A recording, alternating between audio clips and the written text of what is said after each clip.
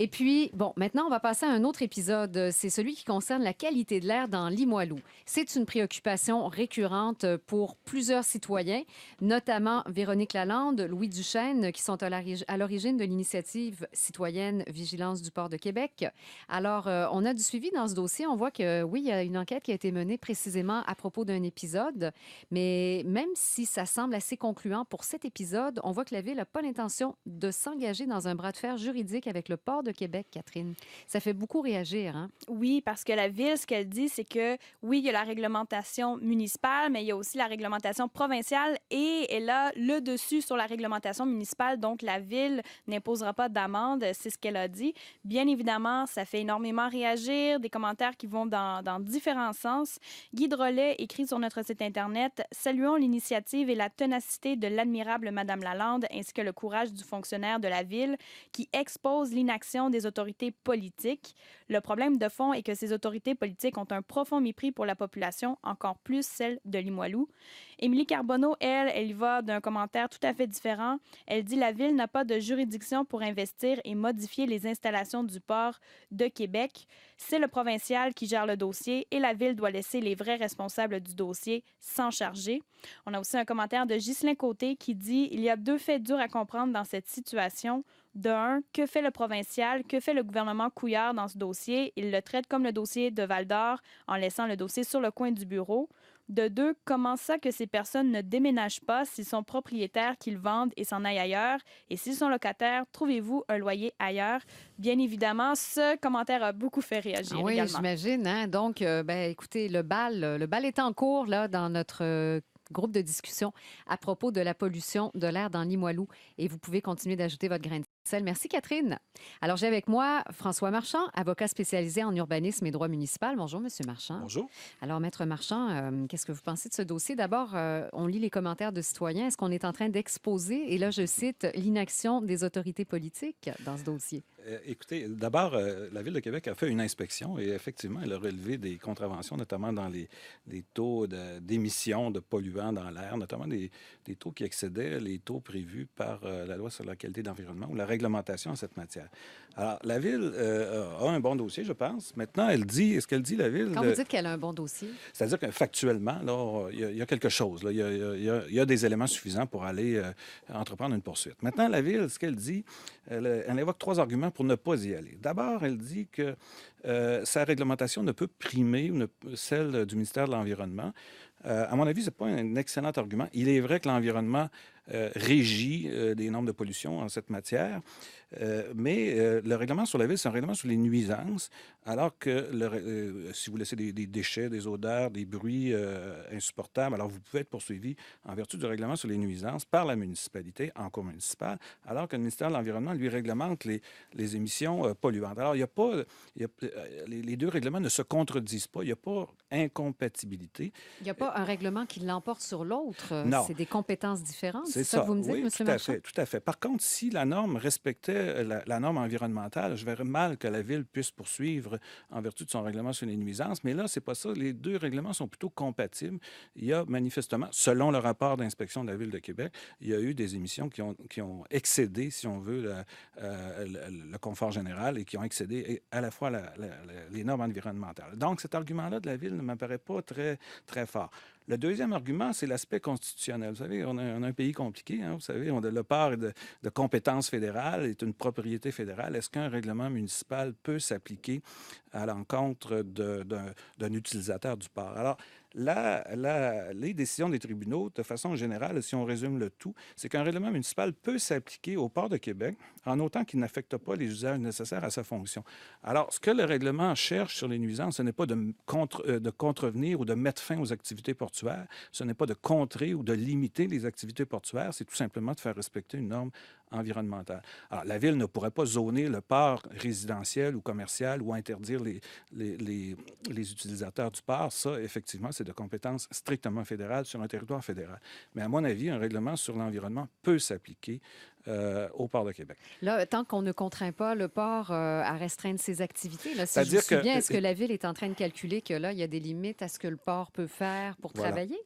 Alors, si on empêchait le port de fonctionner normalement, effectivement, la réglementation municipale ne pourrait pas s'appliquer. Mais c'est pas ce qu'on cherche. Non. Ce qu'on cherche, c'est que tout simplement que les utilisateurs, Arrimage Québec en l'occurrence, respectent une norme environnementale. Et à mon avis, c'est tout à fait débattable par un tribunal. Et une entreprise qui ne respecte pas une réglementation municipale ou une réglementation provinciale, même une entreprise fédérale pourrait être contrainte de la respecter.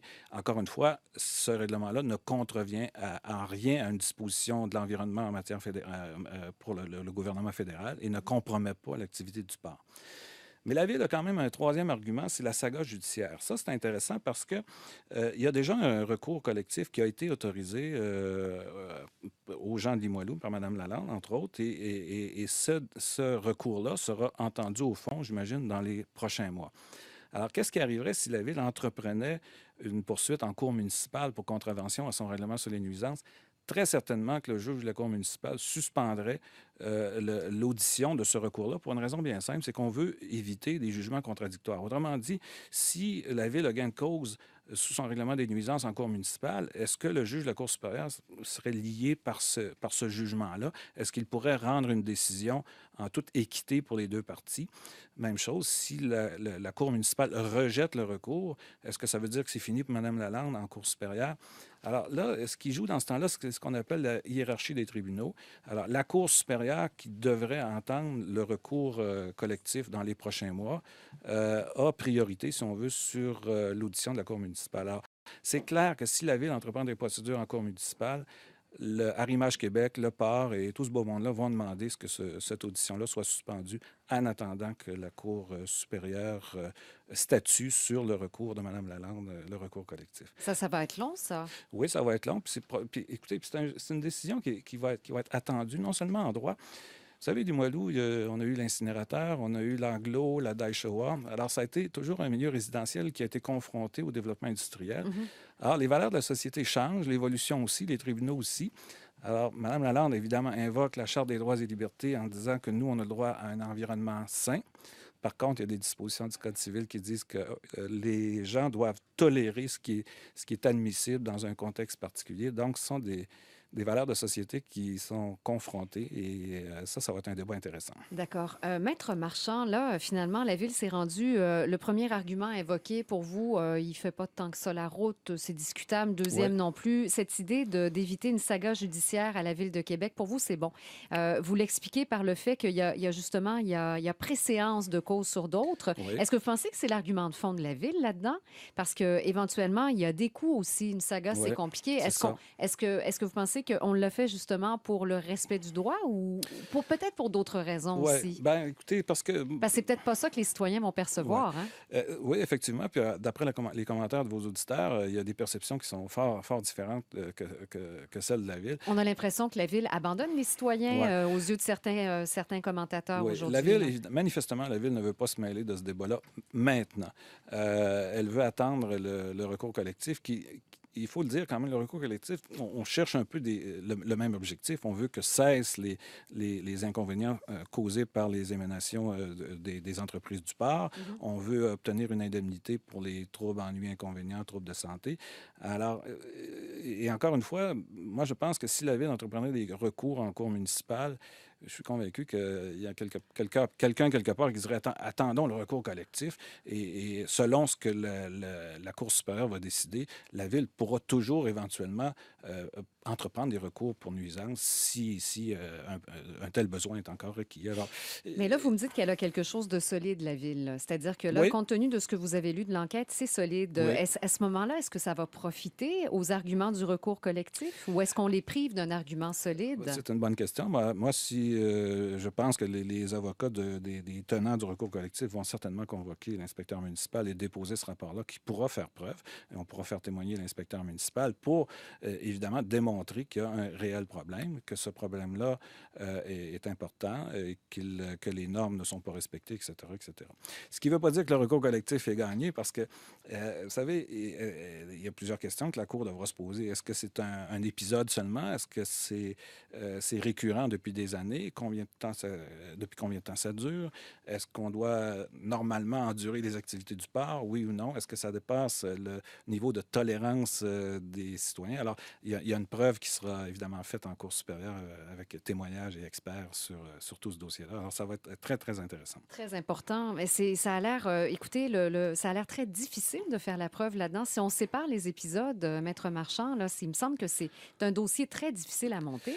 Oui, c'est un dossier difficile à monter parce que premièrement, il faudra faire la preuve, il faudra faire venir des gens, il faudra que le juge soit convaincu que c'est un problème qui n'est pas, encore une fois, lié à un événement ponctuel, limité à quelques personnes. Là, on parle encore d'un événement, là, ici. Là. Oui. C'est un événement. C'est un événement, mais il y aura certainement une preuve supplémentaire qui sera faite par les tenants du recours collectif, à savoir ça touche combien de personnes, ça dure depuis combien d'années.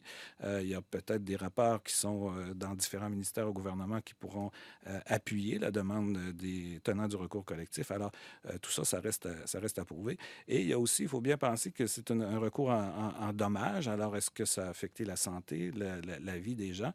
La référence là-dedans, c'est la cimenterie Saint-Laurent à Beauport en 2008, où des gens ont obtenu une indemnité parce qu'ils avaient été victimes pendant pratiquement 15 à 20 ans des camions de la poussière du dynamitage.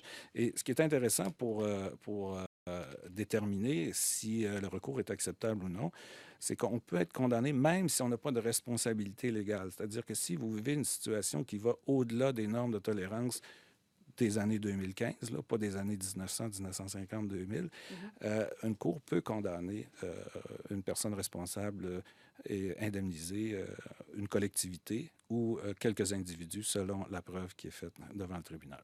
Vous avez effectivement raison, c'est une cause très intéressante et importante. Merci beaucoup, Maître Marchand. C'est moi qui vous remercie.